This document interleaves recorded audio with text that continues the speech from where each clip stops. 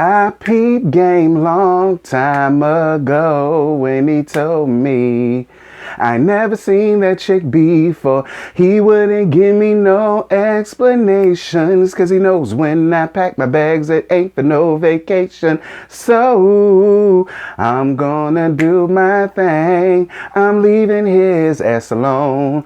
Oh, I'm moving on. He's history too late. Till the game is over, he'll see. A girl's gonna do what she gotta do. If you leave her, I'll leave him. We'll pack our bags. Don't say a word. Let's go far away to another place. Let's hide away.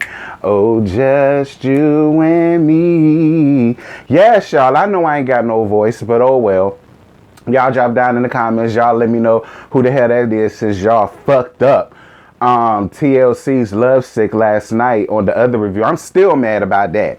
But y'all, I'm not up here to give no more damn disclaimers, because at this point, whatever I say to you sack of Beelzebubs, it just go in one ear out the other. Y'all hear whatever y'all want to hear. Y'all comprehend whatever y'all want to comprehend. And I'm just done being nice to you skid bitches. If any of y'all get upset over whatever I have to say about Big Face, that's on y'all. Just make sure you continue to not at me in a motherfucking thing. All right?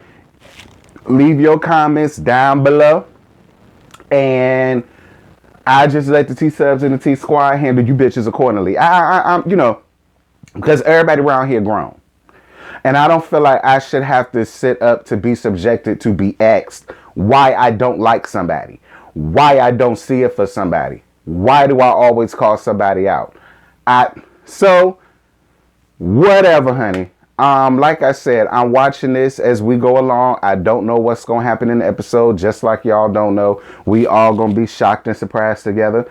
So without further ado, excuse me, here is Real Housewives of Potomac.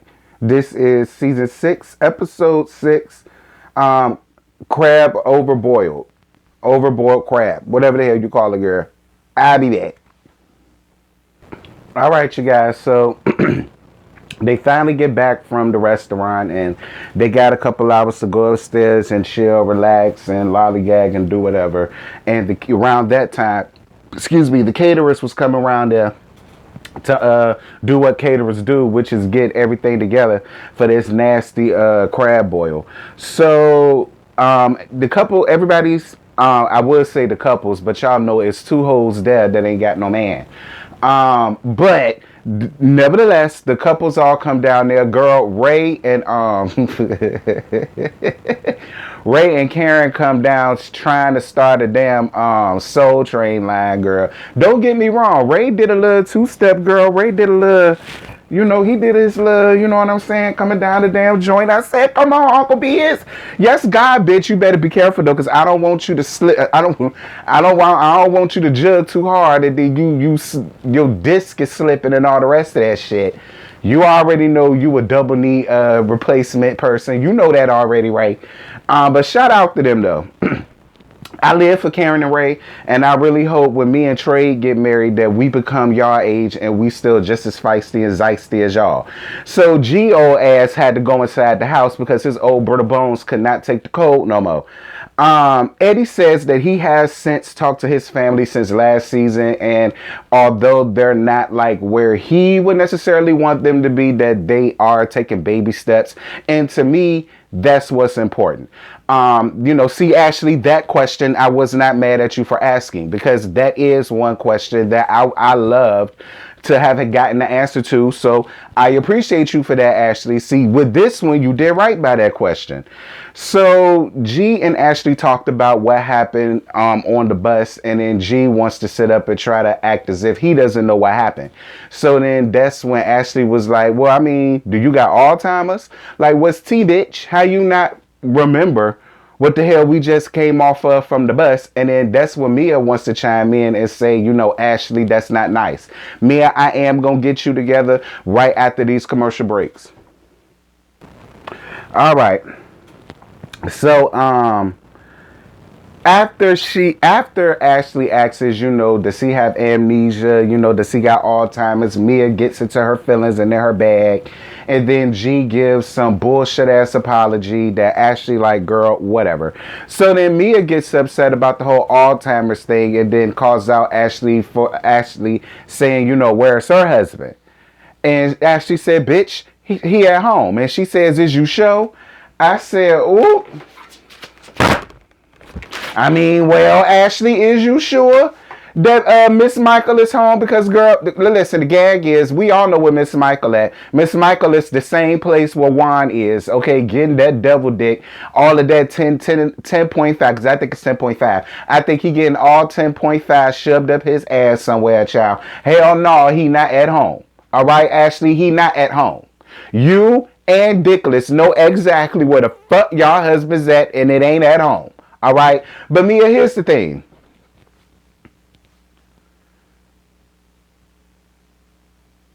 Let's be clear.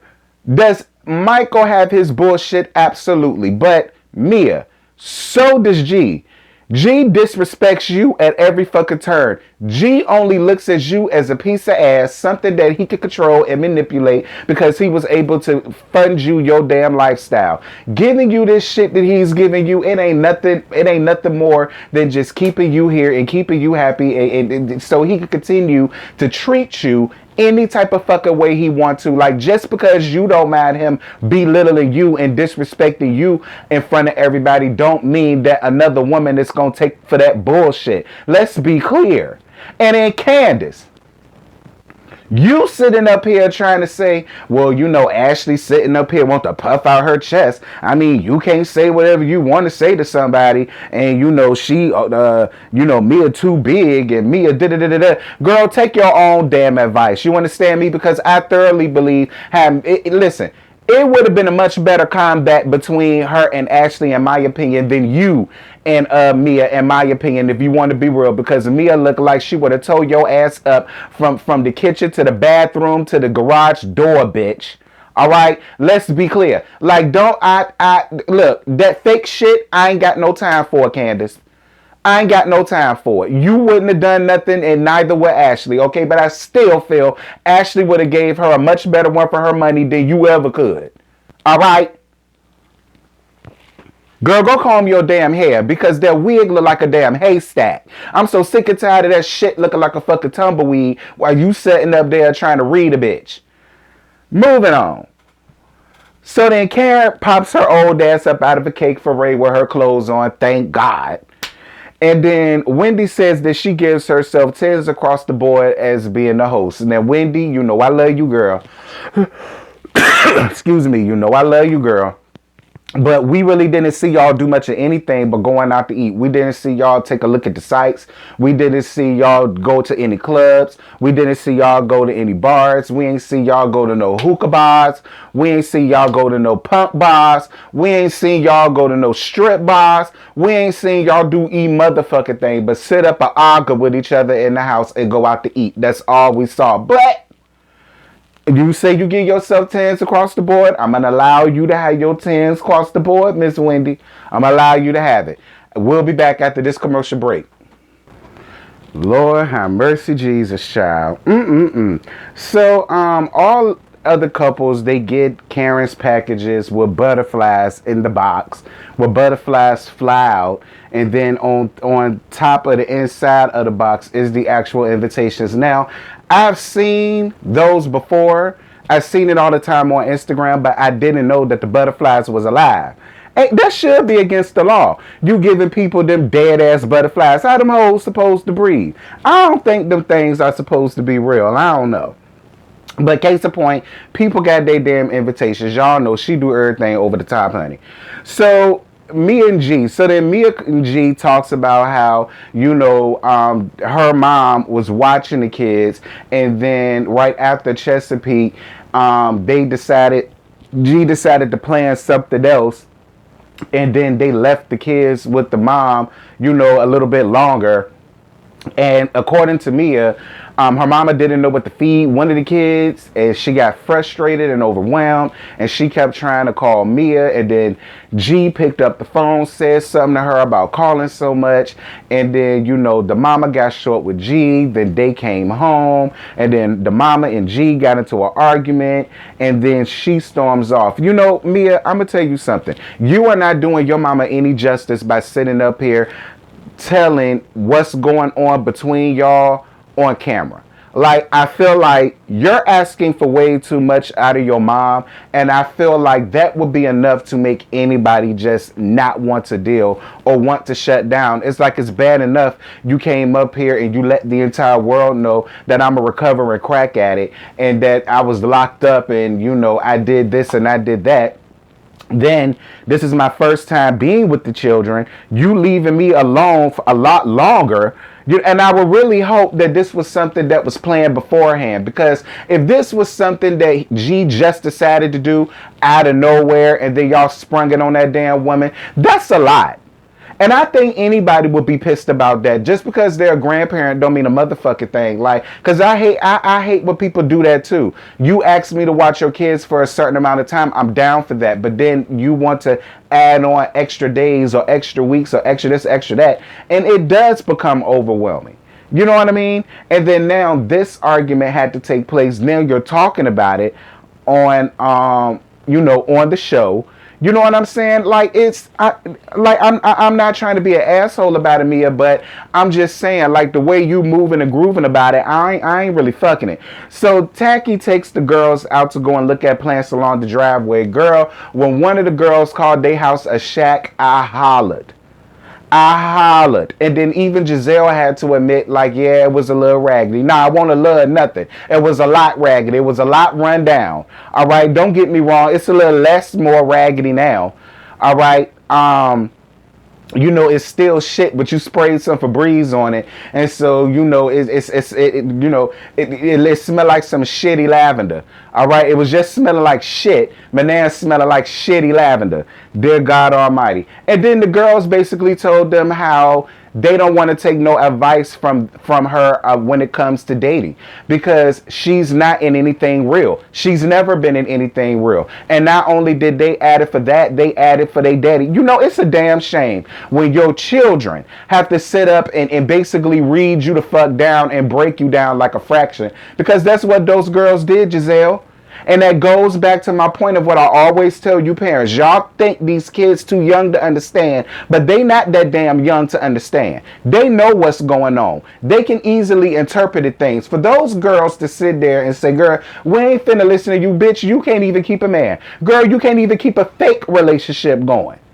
So how the hell you go sit up here and try to tell us how to keep something real going? I was with them damn girls, child. Listen. I don't know what you can give advice on, but when it comes to men, fashion, decor, men, sex, men, relationships, men, you know, girl, keep quiet. Friendships, men, you know what I'm saying? Girl, keep quiet. Moving on. Dear God Almighty. So Ashley and Dylan go down to see Dr. Donna. Again, why does Ashley continuously feel the need to bring Dylan to every single solitary scene that she has? I just do not understand. I mean, she has a damn nanny, for God's sakes. She's breastfeeding and she's pumping her damn milk and putting them hoes into bottles. So I would assume, even though he latching on to the titty, even though he latching on to this damn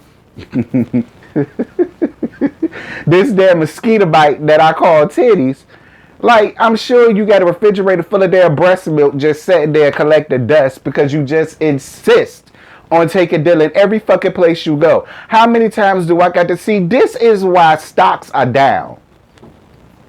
This is why stocks are down around there to Darby Enterprises, because of your ass, Ashley. You always feel the need to want to carry your ass somewhere and take Dylan with you. Dylan don't need to be running around there with you to the therapy sessions trying to figure out why your husband don't want to fuck you, girl. Like I keep saying, we're supposed to be saving the churn from all this shit. You keep bringing them around it. Dylan don't want to be sitting up there hearing about how his daddy ain't fucking you. Anyway, another thing that's pissing me off is why you constantly feel the need to want the best breastfeed without covering yourself. And don't get me wrong, ladies, I understand breastfeeding is like one of those things where mommy and baby can, form that bond with each other. I totally understand all of that. But y'all can bond without me having to see the mosquito bite. Okay, get you a nasty piece of Burberry cloth, Burberry shawl, you know what I'm saying, Burberry scarf, you know what I'm saying, Burberry bandana, something Burberry, you know what I'm saying, drape it up over you like all of the other classy basic women do. Ashley, like, girl.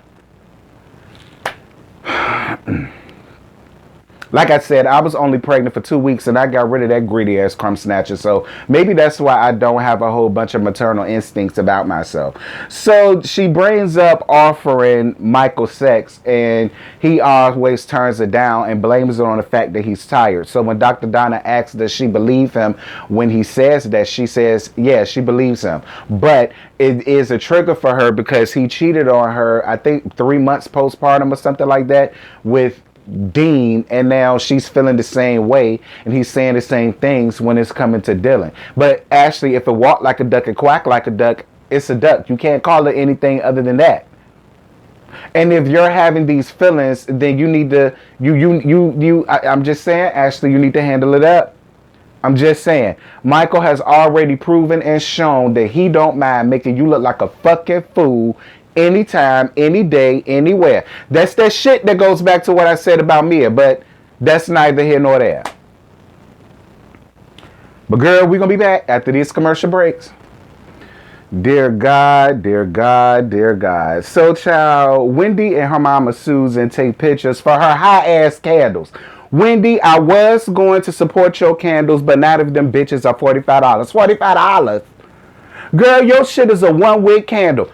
Karen shit should be $45. Now, I would pay $45 for Karen shit because I would get way more use and way more wear and tear up out of that candle than that little one-wick candle you got for $45. Girl, I know you the fuck line, child. Drop that 4 down to a 30 and maybe. Actually, you could drop it down to a 2.